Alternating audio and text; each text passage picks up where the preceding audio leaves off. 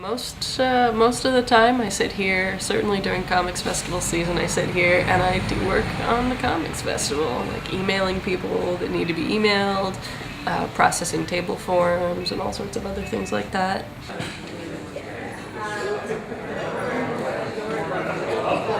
I saw this on the website. That looks pretty interesting. My name is Christopher Baldwin, if I hadn't mentioned that before. My publications are Little D, which appeared online, Bruno, which appeared online daily, and now Space Trawler, which appears online. And I also do work, I write and draw regularly for Mad Magazine. Yeah, I've been doing daily comics online, one of the first people to do it back in 1996, I believe. Welcome to the Olympia Chamberlain Library. Well, hi, I'm Kelsey Smith. I work for the Olympia Chamberlain Library, and we're here representing the library today, showing people some of our graphic novels and also some of our very large, at this point, zine collection. We have over 700 zines in our collection now. And you can check any of this stuff out today. We also have a program coming up on July 31st. The challenge is to make a 24-page zine in 24 hours.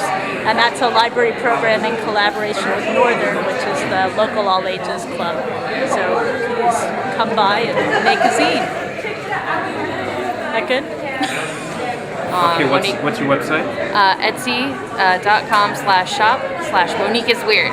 So it works for me, and also I sell actually at downtown the comic book shop, Danger Room Comics, and they're really awesome, and they have me sell them there. Recycling is a good thing, and they're Olympia bottle caps, which you can't get anymore. So they're Olympia bottle caps? Yeah, Olympia beer bottle caps, and they're very fun to make, if nothing else. So and they're a great souvenir piece, especially. I've heard that a lot of people are like, oh my god, it's Olympia! And so they'll buy it mostly just for the Olympia, but then it's like, it's cool because it has a superhero on it. And we wrote a sequel book to Big Trouble in Little China, the 1986 masterpiece. Did you have to get that cleared, or did you just do it? We are still working on that, actually. We have not been able to shake loose the licensing yet. So we're hoping to do that. In the meantime, we're having a great time.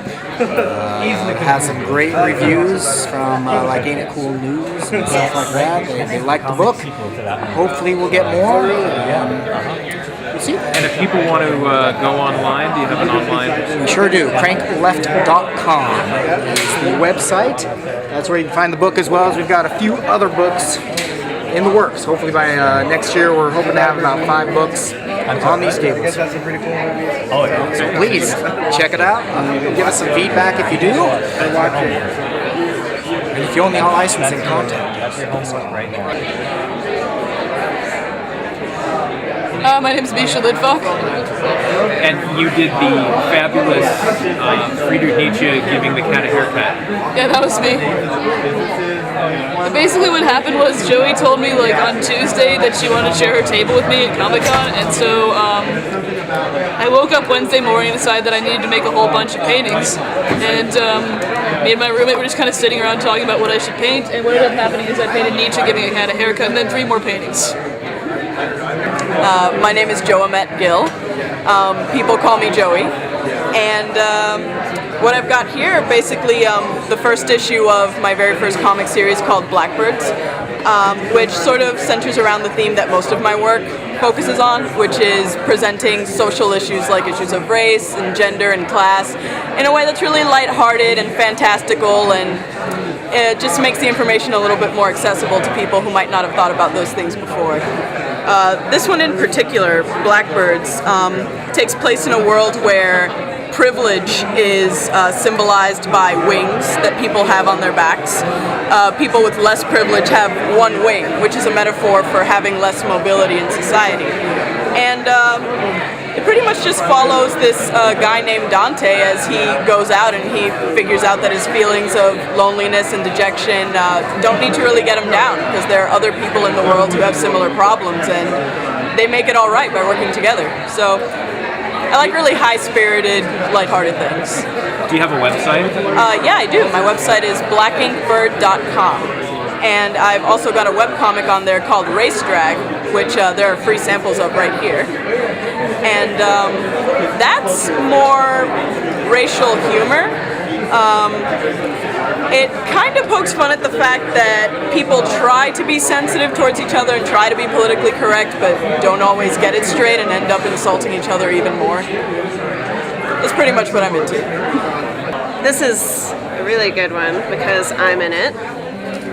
And Say that again. Sorry? This is a really good one because I'm in it. Oh, this is a really good one because I'm in it. And it's me. And here's Andres Arp. She's in it too.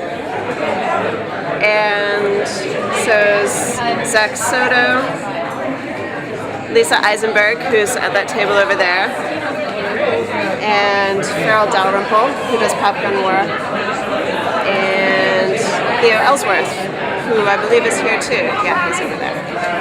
So this is my new book with Sparkplug. And I also made these teeth and these buttons, and this is the book that came out last year. Well, there's two, but they came out at the same time. So you did a book all about animals that are out for souls. It's a book about two demons who decide that they want to retire. As I'm sure you know, hell has no pension plan. So they disguise themselves as toy poodles, and they move in with a couple in downtown Seattle to be taken care of in the lifestyle to which they are accustomed. And what's the title?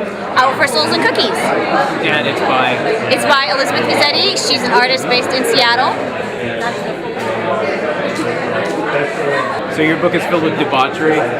Actually, there's no adult content at all other than the fact that they're demons. They don't swear, there's no nudity, they're just demons, and they just want to live in slothitude. So they're cute demons. Very. Like battling them against each other, you should go to that. It's gonna be sweet. I guess throughout the 70s I was politically active, clear up until the end of the 90s when I ran my comic character, Morty the Dog, for mayor of McClary. And it was part of it was hooked into a land use issue that was on the ballot. And as a write-in, he got 5% of the vote. I spent $5 on the campaign printing up a little mini comic, which you've seen it, Frank. So 5%, $5. If I spent $50, I would have won.